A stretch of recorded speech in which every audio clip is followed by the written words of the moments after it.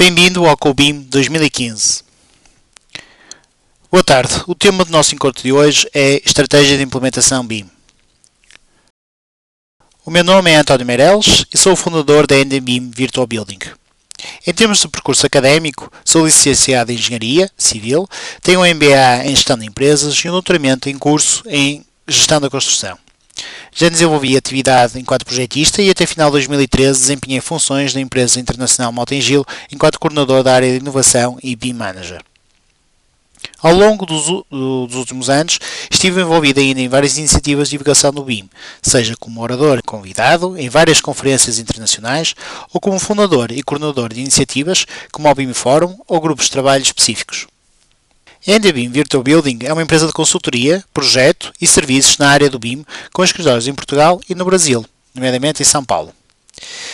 Apoiamos os nossos clientes na integração do BIM nos seus processos através de um plano estruturado que será apresentado em parte ao longo desta apresentação e que permite aos nossos clientes migrar para o BIM no menor tempo possível e com o menor risco associado.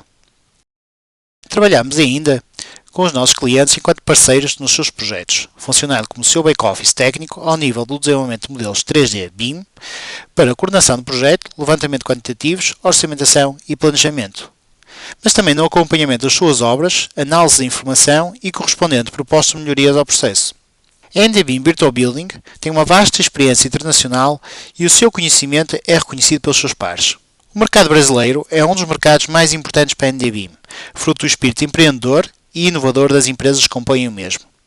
Várias são as empresas com quem temos o privilégio de trabalhar. Podem ver o nome de algumas neste slide, sendo que, felizmente, esta é uma lista em crescendo, uma vez que a maior parte das empresas já está convencida que o BIM será o standard de trabalho a curto prazo. Ora bem, vamos dar início ao assunto que nos traz esta sessão. Venho-vos falar um pouco sobre a nossa perspectiva de como deve ser construída uma estratégia de implementação do BIM numa empresa. Normalmente divido as áreas a ter em conta durante a elaboração do plano em 7. São elas benchmarking, objetivos e plano de implementação, pessoas e cultura, definição do processo, escolha de software, treinamento e, por fim, projetos piloto e avaliação. O benchmarking deve ser externo e interno à empresa. Na internet encontramos imensos documentos repletos de conhecimento e experiência dos seus autores, desde artigos científicos, normas, especificações, entre outros.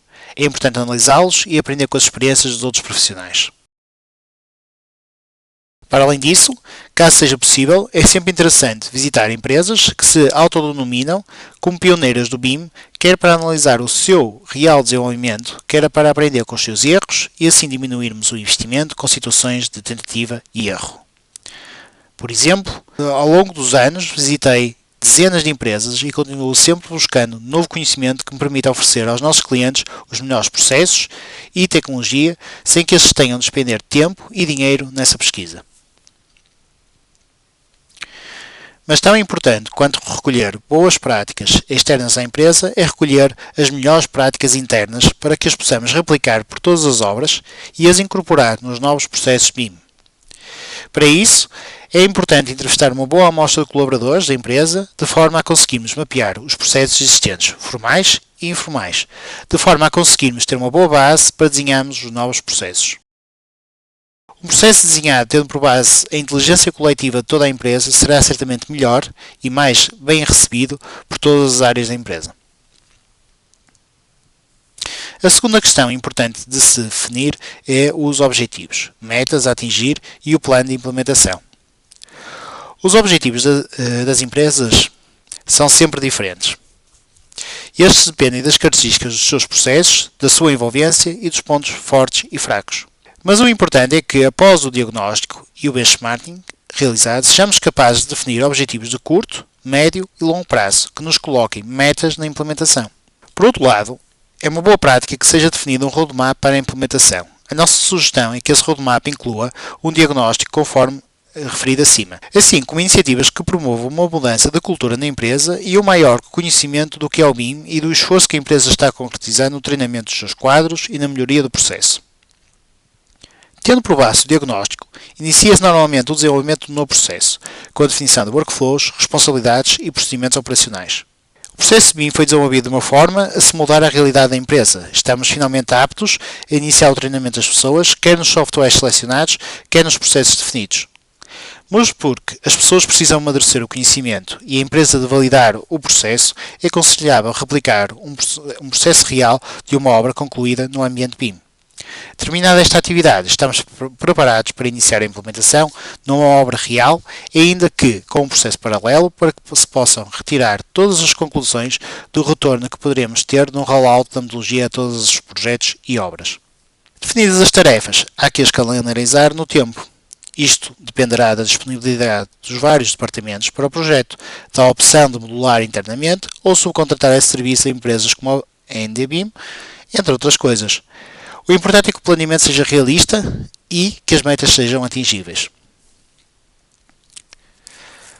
Uma área que devemos prestar muita atenção é às pessoas e à cultura da empresa. Nenhuma empresa tem sucesso com colaboradores que não estejam motivados, nem onde exista uma cultura onde não se permeia colaboração, inovação e melhoria contínua. Eric Hoffer foi um escritor e filósofo americano que marcou muito uma época. No seu livro, Reflections on the Human Condition, de 1973, ele afirma que, em tempos de mudança, os aprendizes herdarão a Terra, enquanto os eruditos se encontram muito bem equipados para lidar com o mundo que não existe mais.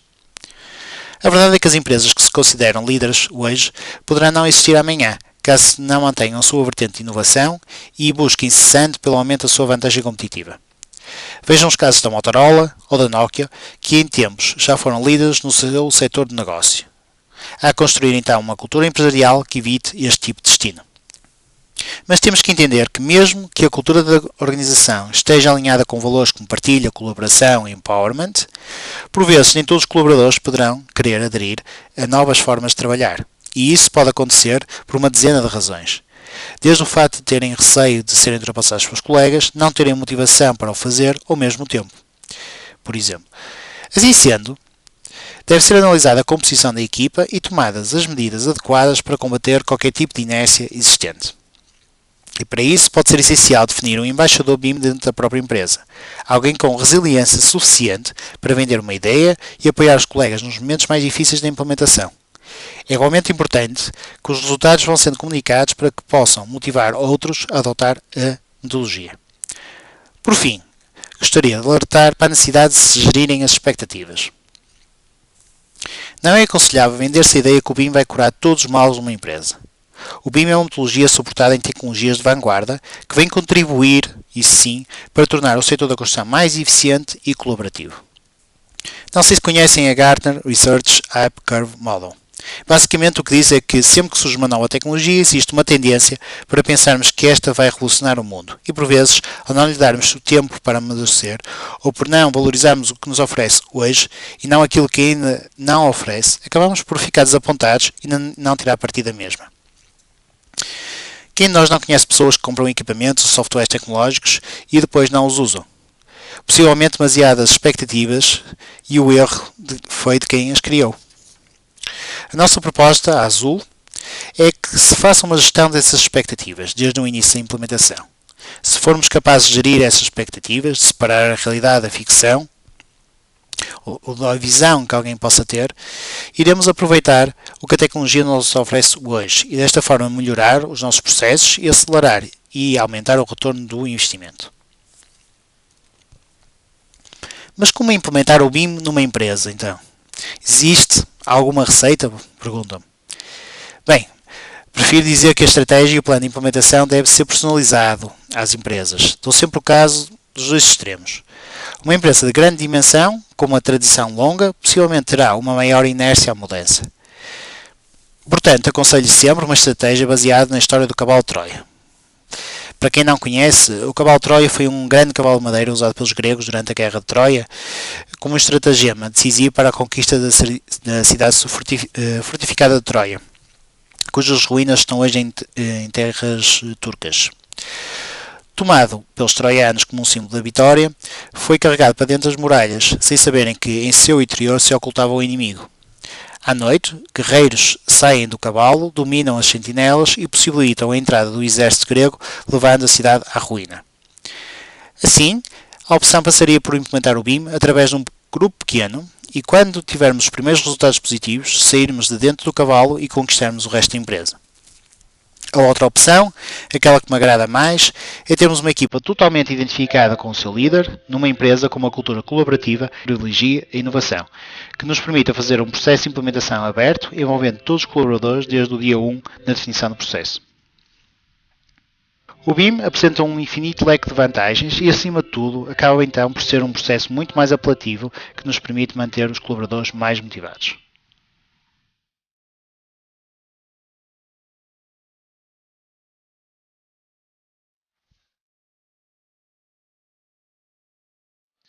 Do lado esquerdo, conseguimos visualizar o processo tradicional de coordenação do projeto. Do lado direito, o mesmo tipo de processo de coordenação, mas baseado em tecnologia BIM, nomeadamente através de um software designado Vico Office.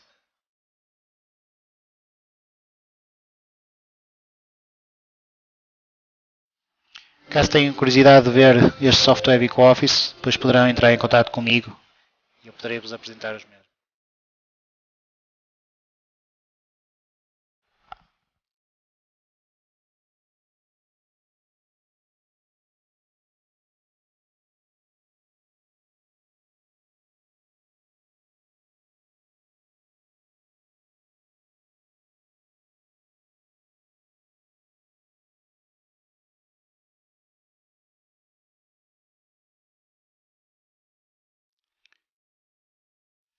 Penso que concordam que terá uma equipa muito mais motivada a trabalhar nesta metodologia do que no processo que conhecemos atualmente. O quarto ponto a ter em conta é a definição detalhada do processo.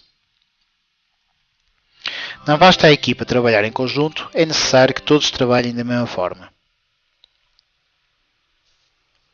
Existem inúmeros casos de implementações mal sucedidas porque as empresas não sabem o que é o BIM, para que serve e o que podem tirar do mesmo, assim como o que exigir. O exemplo que dou sempre é o da perícia necessária para cavalgar 2 cavalos ao mesmo tempo. Quando se toma a decisão de desenvolver um modelo BIM, temos de saber para que queremos o modelo, pois neste caso temos que saber cavalgar de outros 2 cavalos, ou seja, o detalhe do modelo e o custo do mesmo. Assim, antes de iniciarmos qualquer processo, devemos definir claramente os objetivos do BIM para aquele projeto, para melhor definirmos o nível de detalhe do modelo e, então, especificarmos posteriormente como se vai processar a progressão do modelo e as restantes bases de dados. Para isso, torna-se essencial definir um fluxograma que represente os fluxos de informação, as tarefas a desempenhar e os atores envolvidos e respectivas responsabilidades. Definir procedimentos de trabalho que standardizem os processos e garantam que, independentemente do colaborador que desempenha o trabalho, a qualidade do output é sempre idêntica.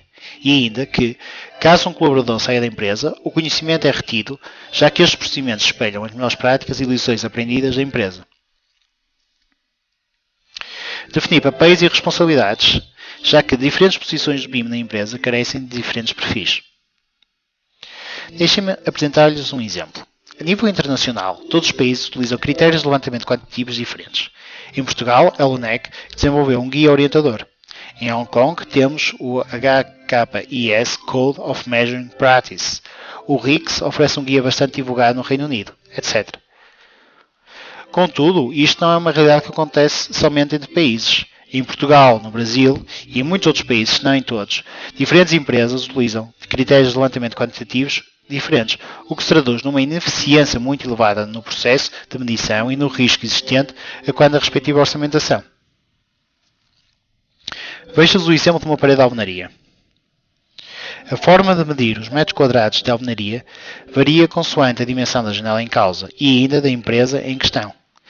Tanto podíamos considerar a área líquida da parede, ou a área bruta descontada de metade da área da janela, ou ainda descontada da área da janela menos 2 metros quadrados. Escusado será dizer que um construtor ou um projetista trabalha com dezenas ou centenas de clientes e subempreiteiros, e todos eles podem ter critérios diferentes. Veja-se a ineficiência que pode haver neste processo. E se não cabe a uma empresa em particular resolver esta questão, cabe-lhe sim a ela standardizar pelo menos dentro da sua própria empresa. e, ao fazê-lo, criar um manual que lhe permita informar e comunicar o seu método da forma mais simples possível aos seus parceiros. E por não garantir que pelo menos todas as suas obras trabalham da mesma forma. Ok, definimos os nossos objetivos, estamos agora aptos a escolher o software que melhor se adapta às nossas necessidades. A pior abordagem que podemos ter neste momento é não escolhermos um software pelas suas capacidades, mas pelo facto de a maior parte das empresas usar outro. Conhecem a história da experiência com os macacos? Gosto muito desta história para sensibilizar as pessoas a tomarem decisões informadas. Então a experiência que foi feita foi a seguinte. Comecemos com uma jaula contendo 5 macacos. Dentro da jaula, penduramos um cacho de bananas numa corda e colocamos uma escada debaixo dele. Em breve, o macaco irá até à escada e começará a subir em direção às bananas. Assim que ele tocar na escada, todos os outros macacos vão ser pulverizados com água gelada. Após um tempo, outro macaco fará a mesma tentativa com o mesmo resultado e todos os outros macacos vão ser pulverizados com água gelada. Em pouquíssimo tempo, os macacos tentarão impedir que isso aconteça. Agora deixamos a água gelada de lado. Removemos um macaco da jaula e substituímos-lo por um outro. O novo macaco vê a banana e deseja subir na escada. Mas para sua surpresa e horror, todos os outros macacos o vão atacar. Após outra tentativa e ataque, ele descobre que se tentar subir a escada, será atacado pelos outros macacos. Em seguida, removemos outro dos 5 macacos originais e colocamos um novo. O recém-chegado vai à escada e é atacado. O novato anterior vai participar da punição com muito entusiasmo. Da mesma forma, vamos agora trocar o terceiro, o quarto e o quinto macaco. Toda vez que o macaco mais recente chega à escada, é atacado. A maioria dos macacos que está batendo nele não tem ideia do porquê não é permitido subir à escada, ou porque está a participar no espancamento do macaco novo. Depois de substituir todos os macacos originais, nenhum dos macacos restantes jamais foi pulverizado com água gelada. Mas apesar disso, nenhum macaco jamais se aproximará novamente da escada para tentar pegar as bananas. E por que não? Porque, até onde eles sabem, é assim que as coisas sempre foram feitas por lá. Portanto, evite escolher um software porque todos o escolhem. Na NDBIM nós desenvolvemos uma matriz orientadora de como devem ser lideradas reuniões de demonstração de software para que depois possamos tomar uma decisão informada sobre o software a adquirir. Da nossa experiência, diferentes softwares de modulação permitem-nos ter diferentes níveis de produtividade. E produtividade significa horas de colaboradores e, portanto, um custo. Ora bem, temos objetivos a atingir, procedimentos de trabalho e as ferramentas para o fazer. Estamos prontos para iniciar o treinamento. Convém entendermos, penso que é claro para todos nesta fase, que o BIM é uma metodologia colaborativa. E que, para tirarmos total potencial da mesma, temos de entender que o trabalho a desenvolver em departamentos de uma empresa deve ser cumulativo e colaborativo. Que devem terminar os retrabalhos e a necessidade de confirmarmos o trabalho de um colega, porque não entendemos as premissas com que o mesmo foi feito. Temos de abolir estruturas super-hierárquicas com um processo de comunicação complexo que impeçam a colaboração e que, para todos os efeitos, favorecem a passagem de risco ao longo da cadeia. Na imagem vemos que, neste caso, são os níveis inferiores que se tramam. Contudo, caso as bases da pirâmide estremeçam, também o topo da cadeia será prejudicado. Temos então de ser mais colaborativos se queremos uma indústria mais eficiente. Temos de pensar a empresa do ponto de vista funcional e não tanto hierárquico. O BIM é um processo colaborativo, a hierarquia é essencial a qualquer organização, mas deve ser equilibrada com flexibilidade de comunicação.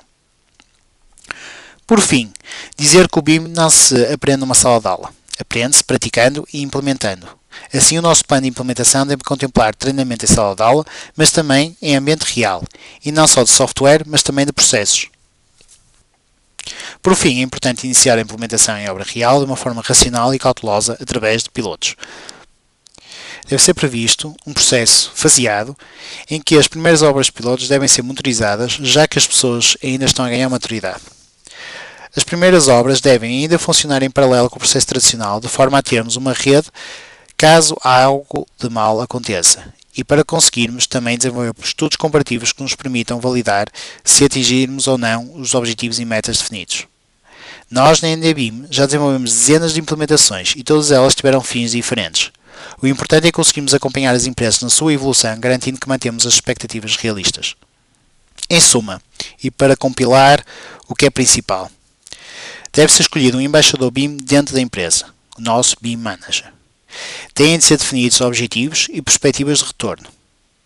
Deve haver um mapa que nos permita navegar com o fim à vista.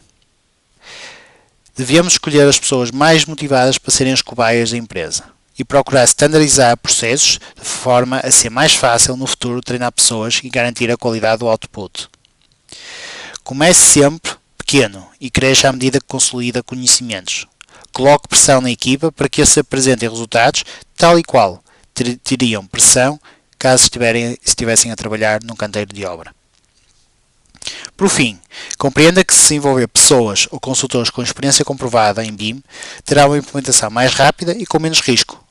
Não queira reinventar a roda, isso tem um custo extremamente elevado. Este plano já foi implementado e está a ser implementado em algumas empresas aqui no Brasil e em outros locais. A última implementação efetuada foi na Método de Engenharia. Com eles, desenvolvemos todo este plano com todas as fases referidas. O resultado foi uma equipa motivada e totalmente capacitada para ser autónoma nas obras subsequentes. O piloto da Método foi uma obra com mais de 100 mil metros quadrados no Rio de Janeiro. Foi um enorme desafio tendo em conta a sua dimensão, mas os resultados foram bastante animadores e temos a certeza da capacidade da Método e das suas equipas para alargarem o processo agora a todas as restantes obras.